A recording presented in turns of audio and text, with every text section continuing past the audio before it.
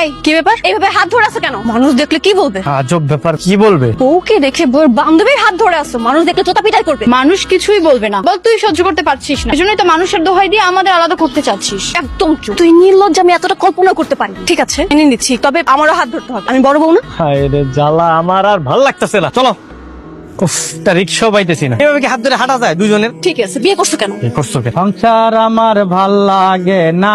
এই রিক্সাল মামা যাবা?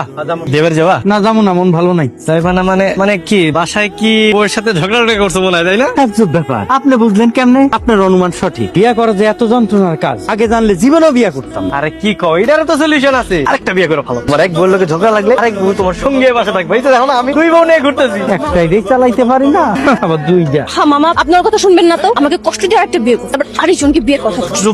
চুপ থাকো মামা, বলেন। প্রয়োজনে আমি আপনার ভাড়া বাড়াই দিব। আসলে আশেপাশে আর কোনো রিক্সা পাইতেছি না তো, চলেন 3 গুণ বাড়াই দিতে হবে। পারবেন? কোনো সমস্যা নাই, যা দেবেন তাই দিব। আসেন।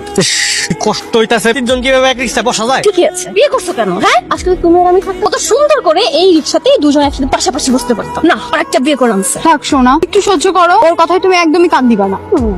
আরে শাওন, তুই এই জায়গায়, আমি তো তোরে খুঁজে বেড়াইতেছি ভাই। আচ্ছা তুই তো আমার প্রথম বিয়ে সাক্ষী ছিলি, ইভেন সেকেন্ড বিয়েরও সাক্ষী তুই। আচ্ছা তোর সাথে যে যারা আসছিল মানে সাক্ষী দিতে, ওরা কই? তারা কোথায় সেটা আমি কিভাবে বলবো? ওরা কই আমি কিভাবে বলবো? মানে তুই তো ওদেরকে নিয়ে আসছিলি তাই না? আর তুই বলছিলি ও তোদের আত্মীয় স্বজন লাগে, তাই ওরা কই গেছে? আরে তারা তো এখন আমার সামনে আসে না, মনে হয় ওই যে মৌ ভাবি তাদেরকে হুমকি দামকি দিয়ে এলাকা থেকে বের করে দিচ্ছে। ভাইয়া, ওই সাক্ষীগুলোকে না পেলে আমাদের বিয়েই তো সম্পূর্ণ হবে না, আর বিয়ে সম্পূর্ণ না হলে আমরা কিভাবে সংসার করব?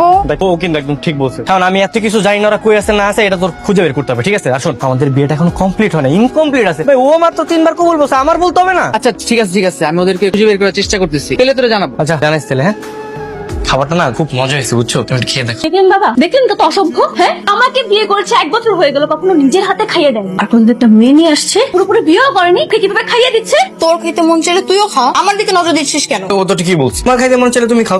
তোমার ঝগড়া করা ছাড়া মানে আর কোনো কাজ নাই তাই না? একটু খাবার খেতে বসছো, এখানেও তোমার ঝগড়া করতে হবে। শোনো, তোমাদের চোখ লজ্জা না থাকতে পারে, আমার আছে। যে বাবা মায়ের সামনে, নিজের বউয়ের সামনে অন্য একটা মেয়েকে খাইয়ে দিচ্ছ, লজ্জা করে না? ও শেষ বয়সে সুখ শান্তি সব শেষ। এই মেয়ে, তোমার বাবা মা কোথায়? তারা কি জানে যে তুমি এখানে এসে পড়ে আছো? জানে? আমার বাবা মা কেউ নেই, আমি চাচার কাছে মানুষ হয়েছি। হ্যাঁ বাবা, আসলে ওই যে চাচার কাছে মানুষ এসেছে তো, আমাকে বিয়ের পরে ওর চাচা ওর সাথে রাগ করছে, তাই এই পাশে আর যায় না।